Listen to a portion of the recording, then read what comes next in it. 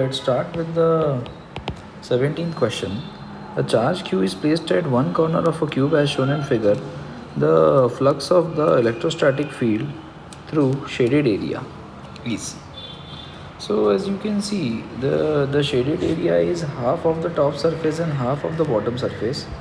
So by taking half and half, that becomes one complete surface. So we need to find flux through the each surface of the cube is how much. That is the main question here.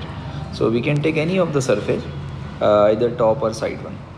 First of all, we need to draw Gaussian surface such that this charge q will become symmetrically at the center.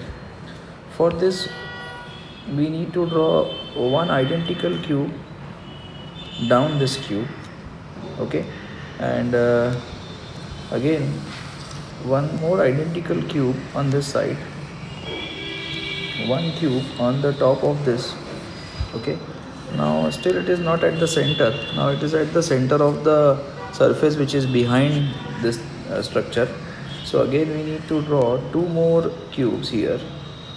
So these are the two more cubes and four more cubes will be there. Now if you keep counting, this is 1 2 3 4, and down the line it will be 5 and 6 behind this diagrams downward, okay, like this. So the total number of cubes that I have drawn is, total number of cubes are 8 here.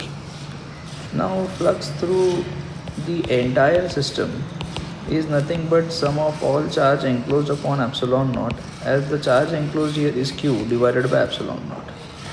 So the flux through each cube will be, due to symmetry of the diagram, I can say the flux through each cube will be 1 upon 8 times of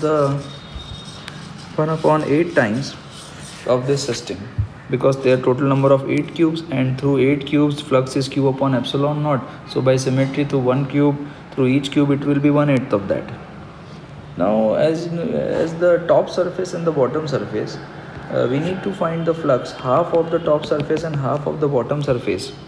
So half of the top surface and half of the side surface will lead to one surface of the cube. So what is the flux through one surface that we have to find? So here as you can see, the side facing the cubes is, now here the cube which we have considered here, this one, in this cube it's only the front side flux is emanating from this surface, say surface number 1, flux is emanating from this surface, say surface number 2, and flux is emanating from this surface, say surface number 3, top surface. While the surface here, this surface is inside the system, this surface is also the inside the system, that's why these two surfaces will not be considered.